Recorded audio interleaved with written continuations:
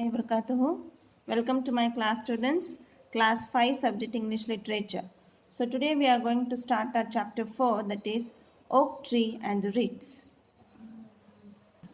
A oak tree stood tall in a forest. You can observe in the picture here, this is an oak tree. It stood tall in a forest. It grew from the seedlings to an young tree near the bank of the river and close to some reeds. It was a huge tree with a massive trunk and hundreds of strong, straight, and thick branches. We can observe in the picture here, this oak tree is very big. It is very strong, tall. With what? With hundreds of strong, straight, and thick branches. Many types of birds had made nest in its branches. This made the tree proud. This tree was very proud. Why? Because many trees made their nest there. Why was the tree proud here? The tree was proud because many birds made their nest in that tree. So it was very proud there. The oak tree had grown proud over the years, as there was no other tree that looked as sturdy. It looked as sturdy as him, or had so many birds seeking shelter.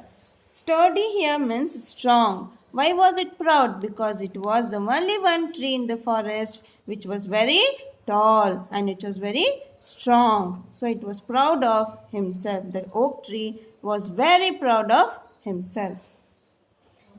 He would brag here. He would brag. Brag means say something in the boastful manner. Means he is just praising himself. He is always praising himself openly about his strength. What is he praising? He is telling that I am so strong and mighty. What is he telling? He is telling I am so strong and mighty. I am very tall. I am so strong. Birds take shelter within me. See, I am the only tree in this forest that is so strong. So he was very proud of himself. Nothing can uproot me. Uproot means move it out of the ground. Why was the tree proud? Because he was strong. He is telling nothing can uproot me. He is telling that nothing can uproot me. Uproot here means move it out of the ground. He is so strong. He is feeling that and he is proud that he is so strong that nothing can move him out of the soil. Nothing can destroy me. Even he is telling that nobody can destroy me. The oak tree would say proudly to the fragile reeds. Here fragile means, students, easy to break, which can be broke out easily. The reeds, who had seen the oak tree grown up, tried to change his behavior. They would remind him time and again, "Oh, mighty oak tree, don't be so proud of your strength. Everything in this world has short lives. Be modest. Use your strength to help others." What are the reeds just suggesting here? They are telling their oak tree, don't be so proud. Don't be so proud of your strength. Be modest. Use your strength to help others. But this oak tree, he is telling, but the oak tree would laugh. He is laughing at the reeds and their wise words. He would make fun of them. What do you know about power that comes with being the strongest tree in the jungle? You are feeble. Feeble. Feeble here means lacking physically strength. Lacking physical strength. The reeds here are feeble and weak, laughed the oak tree.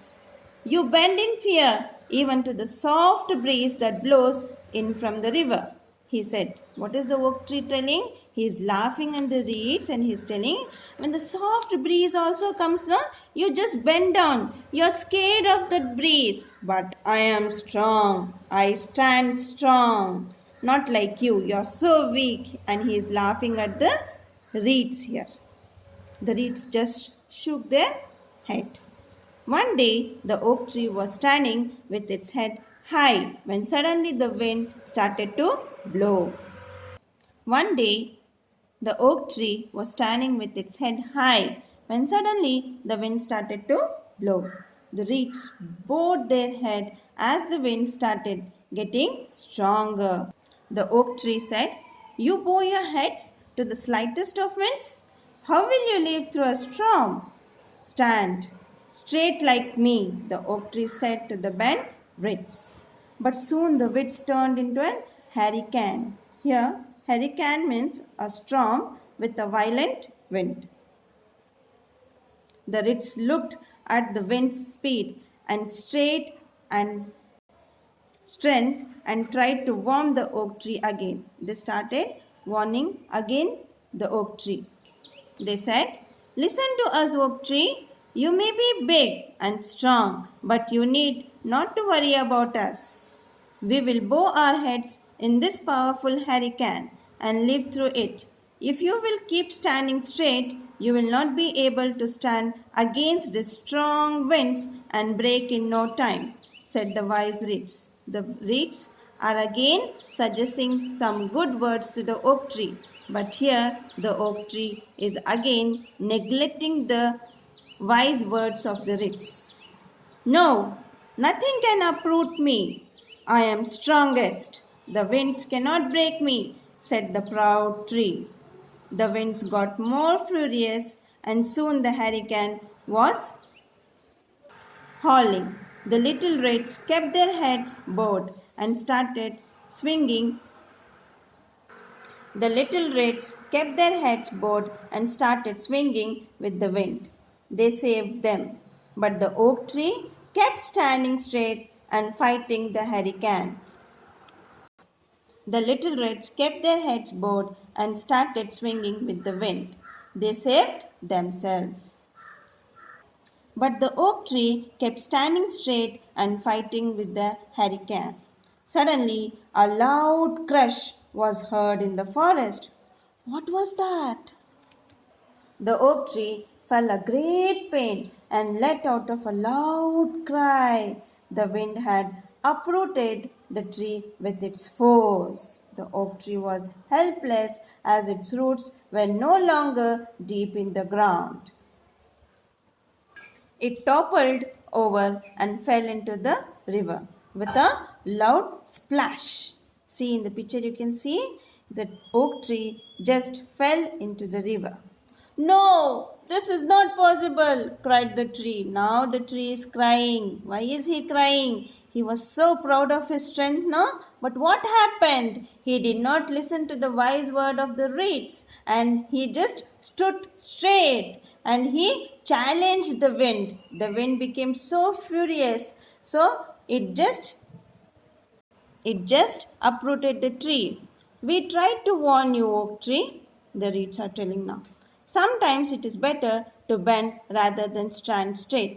If only you could have been less proud, you would have not been destroyed," said the reeds. The oak tree wished he would have not let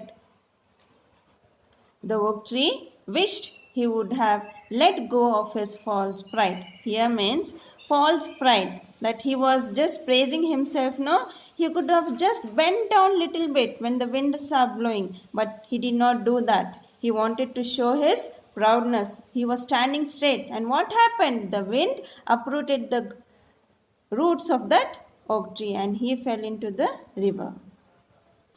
The moral of the story is it is better to be flexible like the reeds instead of rigid like the oak tree.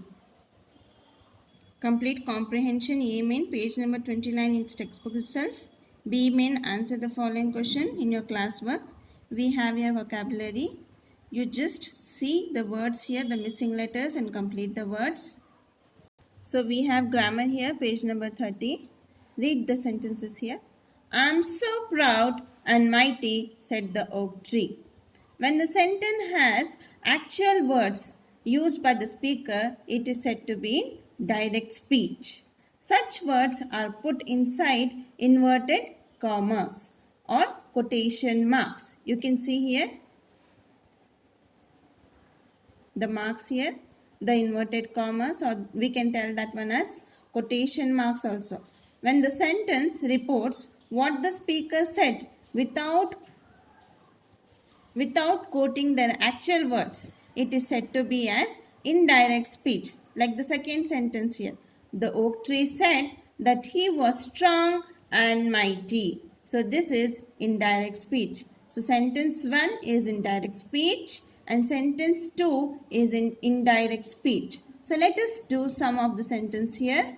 My mother said, pick up your toys. So which type of sentence it is? It is in direct speech. So we have to convert it into indirect speech. Change the speech they are telling. So here, my mother asked me to pick up my toys. You can do the rest of the sentence by yourself, students.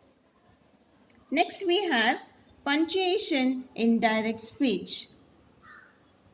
B main, punctuate the sentence, capitalize where required. You have to just put the punctuation marks and you have to use the capital letters wherever required and the full stops wherever required there. So first one here, Raju. You can observe here, Raju. This first letter is in small letter. Said that he wants to visit Agra. Is this a complete sentence, students? No, this cannot be a complete sentence. Why? Because the sentence is not started with the capital letter and it is not ending with the full stop. So first we will replace this small letter R to capital letter R. Raju said that he wants to visit Agra. Again this Agra is the name of a place. So again here A is capital letter and we will be ending with a full stop. The rest of it you can complete by yourself. Change the speech in the following sentence. So first one here, C means change the speech in the following sentence. Arav said, give me cupcakes for lunch today. So which statement it is, which sentence it is? It is in direct speech. We have to change into indirect speech. How is the indirect speech changed? When a sentence reports what the speaker said without their actual words. It is called as indirect speech. Without quoting their actual words. So I am changing it into indirect speech. Arav asked me to give cupcakes for lunch that day. You can change this C main and complete C main in your textbook itself, students. Jazakallahu khair.